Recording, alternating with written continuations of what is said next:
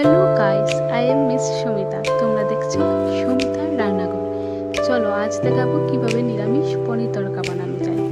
পনির তড়কার জন্য প্রথমে কিছু মশলা বেজে নেব, যেমন শুকনো লঙ্কা, তেজপাতা, দারুচিনি, মৌরি, এলাচ, লং এগুলো। তারপর এতে দেওয়ার জন্য স্বাদ বাড়ানোর জন্য বাদাম বেজে নেব, বাদামটা কষে তাড়ানোর পর গ্রাইন্ডার করে নেব। তারপর পনিরগুলিকে একটু শেপ করে কেটে নেব। কড়াই বসিয়ে দিলাম, কড়াইতে গরম হওয়ার পর কড়াইতে মশলাগুলো দিয়ে হালকা করে ভেজে নেব।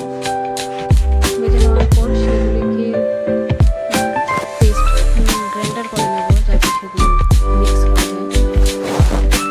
আমার ভাজা হয়ে গেছে, লাল লাল ভাজা হয়ে আমি নামিয়ে নেব। তারপর কড়াইতে তেল দিয়ে সামান্য নুন দিয়ে পনিরগুলিকে হালকা করে ভেজে নেব। হালকা করে ভেজে নেওয়ার পর আমি একটা গরম জলের মধ্যে এগুলিকে রেখে দেবো, যাতে সফট থাকে পনিরগুলি এবং খেতেও ভালো লাগে, নরম নরম টাইপের থাকবে। পনিরগুলি আমার ভাজা হয়ে গেছে, এবার আমি এগুলি একটু হাতার সাহায্যে নামিয়ে নেব।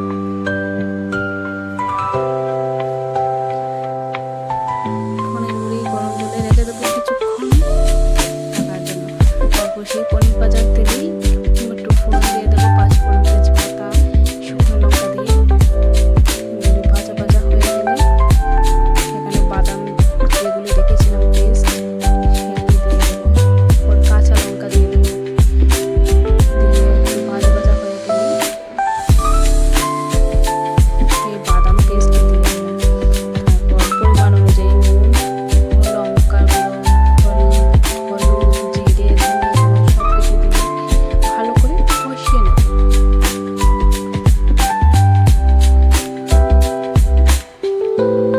যত কষানো ভালো হবে ততই টেস্টটা আসবে এবং ফ্লেভারও আসবে। তারপর মশলা কষানো হওয়ার পর দেখো কিছুক্ষণ ধরে 5 মিনিট ধরে নাড়াচাড়া করানোর পর তেল বেরিয়ে এসে গেছে। তারপর 2 চামচ টক দই দিয়ে নাড়াচাড়া করে নেব। আবারও তেল যখন বেরিয়ে আসবে তখন পরিমাণ অনুযায়ী জল দিয়ে দেবো। তোমার পরিমাণ অনুযায়ী তুমি জল দিও, সেটা মানে একটু শুকনো গ্রেভি টাইপ থাকলে ভালো লাগে খেতে। তারপরে মশলাগুলো যেগুলি করে রেখেছিলাম আগে সেগুলি দিয়ে দিলাম। তারপর পনিরগুলি